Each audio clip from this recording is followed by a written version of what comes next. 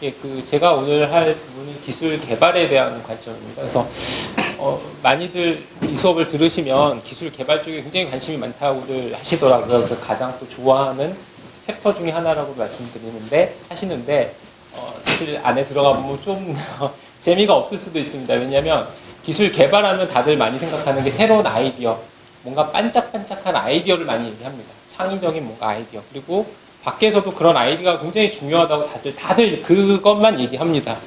그래서 뭔가 기술 개발하는 데 있어서 분명히 아이디어가 분명히 중요하긴 합니다. 그게 단초인 거고, 그걸 그거를 초석으로 해서 이제 실제로 고객들한테, 사용자들한테 서비스를 만드는 것이기 때문에 아이디어가 굉장히 중요한 역할을 차지합니다. 그렇지만 실제로 고객들한테, 사용자들한테 그런 서비스가 나가기 전까지는 단순히 그 아이디어만 가지고는 사실 이루어지는 거는 많지는 않습니다. 오히려 아이디어가 하나가 만들어지고 그 다음에 이루어지는 많은 과정들, 그런 것들이 사실 더 많고요. 그렇기 때문에 사실은 이 과정에서 지금 보여주고자 하는 것은 그 뒷단에 대한 부분들, 아이디어가 있고, 그럼 그 아이디어를 가지고 어떻게 실제로 기술로 만들어낼 거냐, 서비스로 만들어낼 거냐에 대한 과정이라고 보시면 될 것 같습니다. 예, 그래서 말씀드린 대로 이렇습니다. 그래서 첫 번째는 아이디어를 현실화하기 위해서 무엇을 해야 할까요? 결국 사실 이게 가장 초점이라고 보시면 될 것 같고요. 그리고 그러면 이런 기술 개발이나 제품을 개발하는 데 있어서 프로세스는 어떤 게 있느냐? 그리고 왜 그러면 그런 것들을 관리를 해야 되느냐? 그리고 그런 관리하는 데 필요한 중요한 요소는 무엇이냐?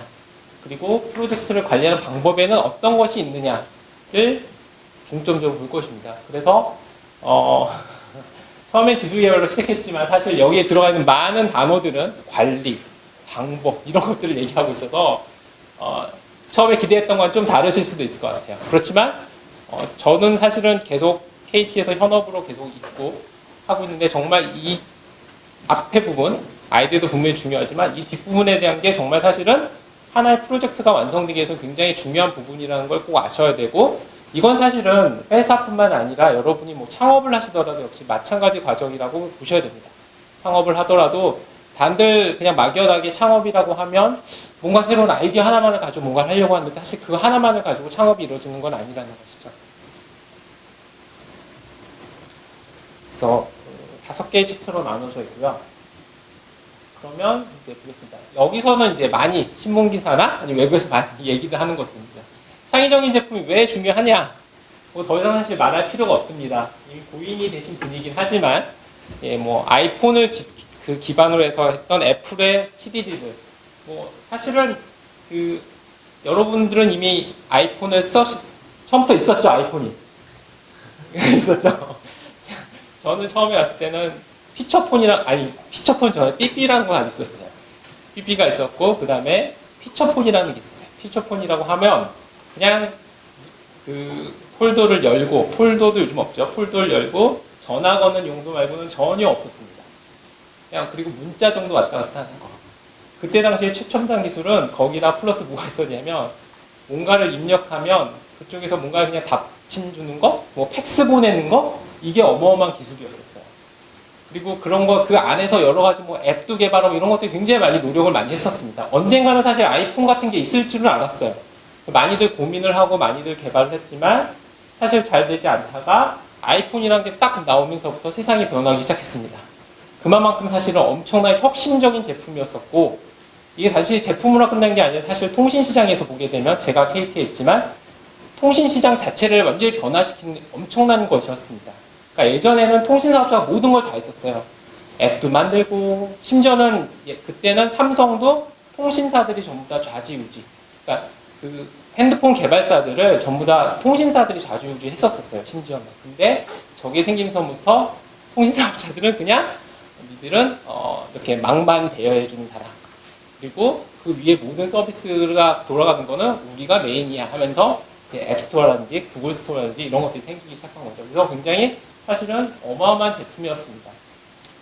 제가 일례를 드렸지만 그만큼 사실은 그런 창의적인 제품은 단순히 한 기업의 경쟁 우위뿐만 아니라 그 바닥의 비즈니스 모델 그리고 비즈니스 형태 자체를 바뀔 정도로 굉장히 파급력이 있는 것입니다.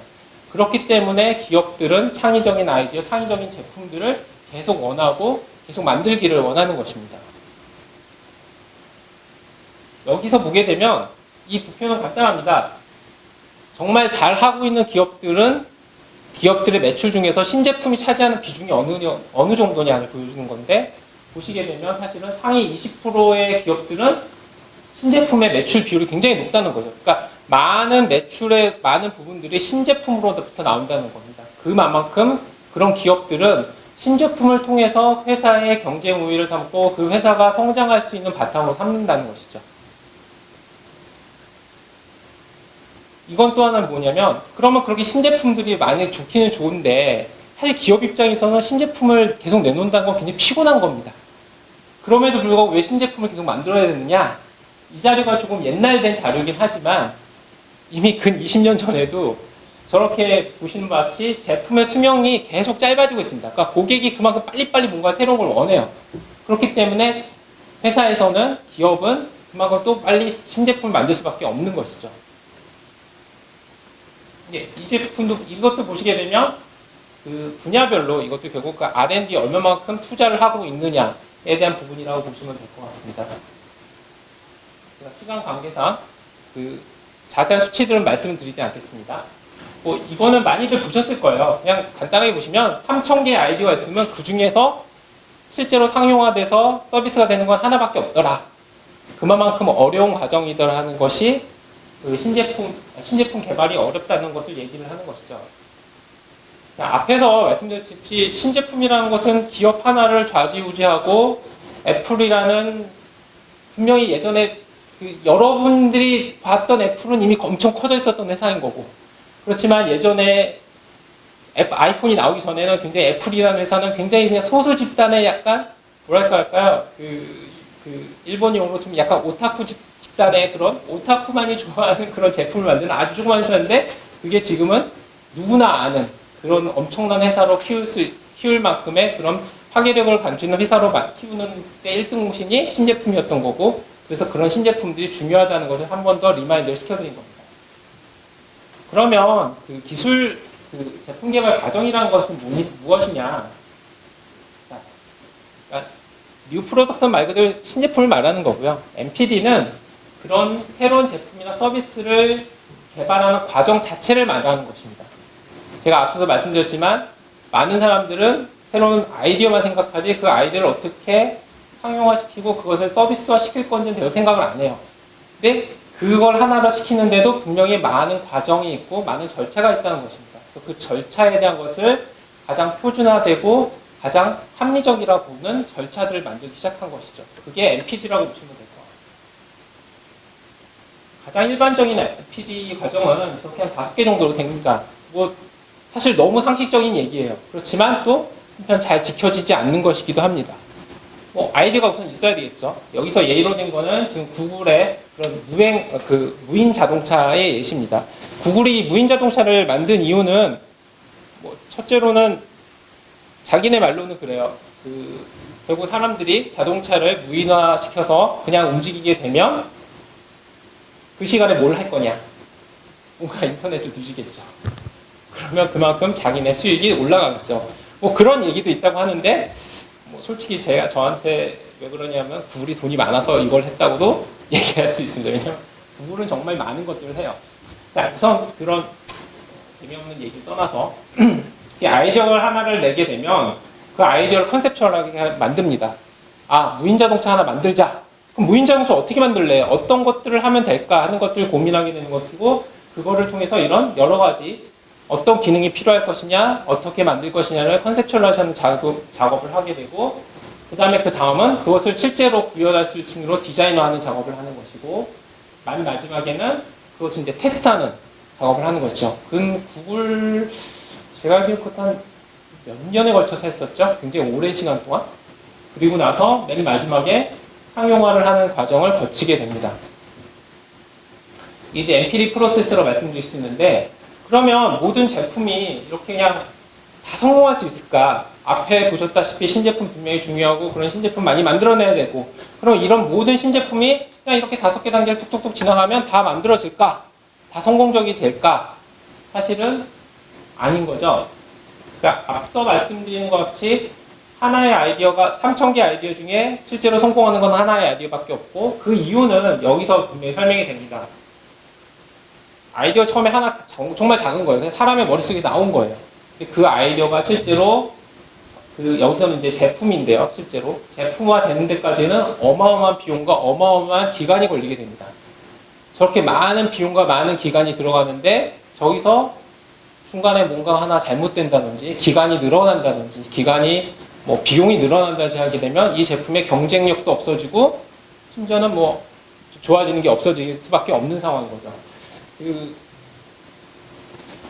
이거에 대한 가장 단적인 예가 카카오톡이라고 말씀드릴 수 있습니다. 그러니까 아이폰이 나오고 나서 예전에는 문자 메시지라는 거는 그 핸드폰에 있는 문자 메시지 기능밖에 없었어요. 그리고 아이폰이 딱 나오는 순간에 여러분은 역시나 카카오톡을 처음부터 가지고 계셨겠지만 그 당시에 왓츠업부터 해가지고 수많은 무료 메신저가 나오기 시작했었어요. 근데 그런 것들 통신사들도 놓치기 싫었을 거예요, 분명히. 지금 같은 앱스토어가 있기 전에는 통신사에서 제1 수익은 음성통화였었어요. 제2 수익이 메신저예요. 메시지를 하나씩 주고받는데 들어가는 비용들에 대한 게 제2 수익이었어요. 어마어마한 비용이었습니다.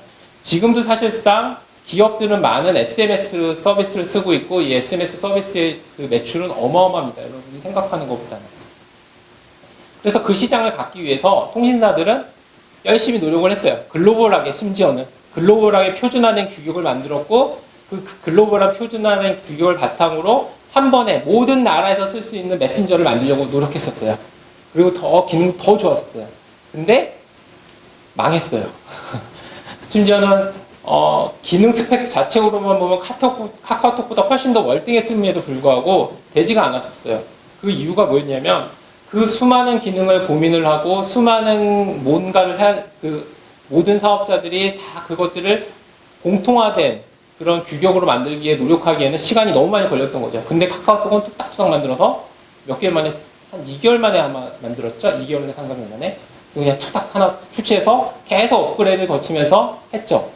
결국은 한쪽은 세계 모든 통신사들이 노력해서 만들었던 무료 메신저임에도 불구하고 돈과 비용과 많은 것이 들어갔지만 잘 되지 못했고 한쪽은 그렇지 않음에도 불구하고 성공을 했죠. 예. 그러니까 제가 말씀드리신 건 어느 게 좋고 나쁘고 떠나서 이 통신사에서 만들었던 메시지가 그만큼 사실 많은 비용과 돈을 들였지만 성공하지 못했을 때 그런 자기가 얻는 게 그 리스크가 너무 크기 때문에 그렇기 때문에 사실 기술 개발이란 게 함부로 사실은 진행되기엔 굉장히 기업 입장에서 많은 리스크를 안고 갈 수밖에 없는 과정이라는 걸 말씀드린 겁니다.